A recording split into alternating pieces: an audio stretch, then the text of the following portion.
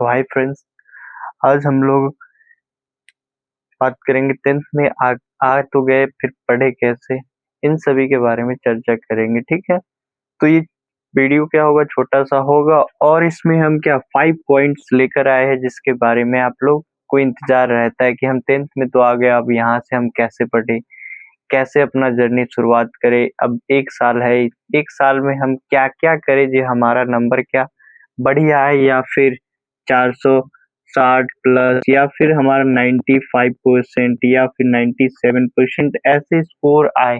इसके लिए हम क्या 5 पॉइंट लेकर आए हैं।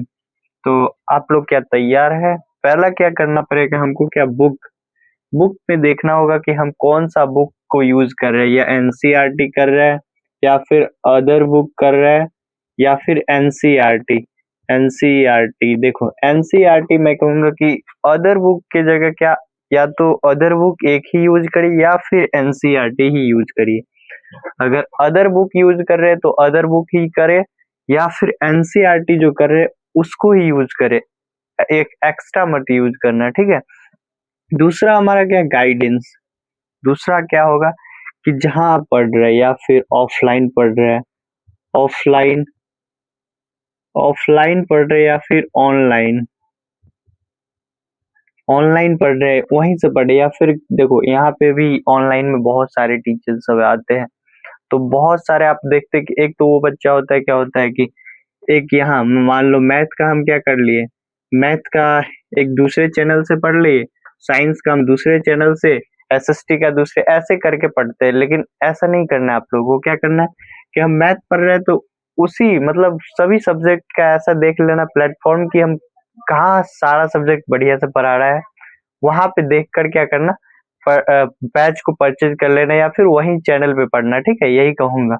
तो एक टीचर आप लोग को भी खुद चेक कर लेना कि कौन बढ़िया है, कहाँ हमें सारा सब्जेक्ट पढ़ाई हो सकता है, तो ये सभी चेक कर ही उनको अपना गुरु बनाना। ठीक है, और दूसरा हमें सिलेबस देखना, सॉरी तीसरा सिलेबस। अब कुछ तो बच्चे होते हैं कि क्या होते हैं 10th में तो आ जाते हैं लेकिन सिलेबस को नहीं देखते बढ़िया से कि हमें कितना पढ़ना है, हमें कैसे पढ़ना है। जैसे मान लो कि हमें मैथ मैथ को देखना है। मैथ्स में देखो, मैथ्स में मान लो कि कितने चैप्टर है, 15 चैप्टर है। इस 15 चैप्टर में हमें क्या क्या पढ़ना है, एक बार क्या क्वेश्चन बैंक के क्वेश्चन को एक बार देख लेना कि हाँ ऐसे क्वेश्चन पूछे जाते हैं, उस हिसाब से क्या करना कि मैथ्स पढ़ना, फिर साइंस, इन सभी का, संस्कृत का एसएसटी का सिलेबस देख लेना। एसएसटी इन सभी का सिलेबस पहले देखना कि हमें कितना पढ़ना है, उन सभी के हिसाब से उसके बाद हम क्या करेंगे कि बुक को पढ़ेंगे।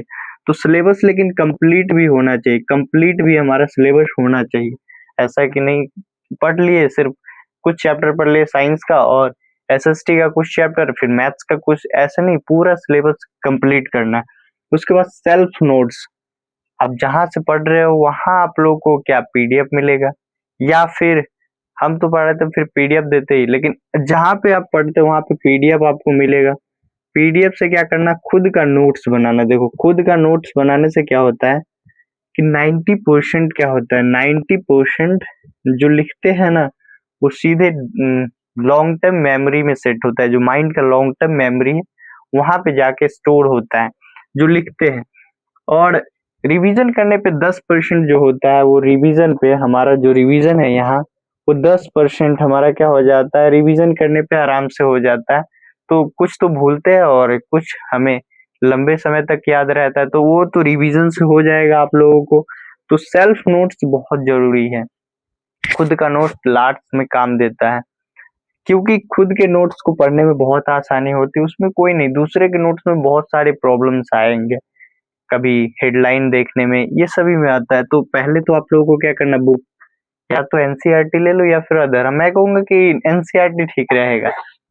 दूसरा गाइडेंस, कोई टीचर है, मतलब कोई बढ़िया टीचर है, खुद देखो कि कहाँ से हमें बहुत बढ़िया से समझ जाएंगे, उन टीचर के पास पढ़ो। दूसरा है सिलेबस। सिलेबस हमें देखना है कि कितना पढ़ना है और कैसे पढ़ना है और कितना जल्दी से खत्म करना है। इसे अक्टूबर तक या फिर सितंबर अक्टूबर तक खत्म कर ही लेना है। उसके बाद सेल्फ नोट्स भी साथ ही बनाना है, क्लास के साथ नोट्स बनाते रहिएगा। और उसके बाद हमारा रिवीजन, रिवीजन मोस्ट इम्पोर्टेंट है।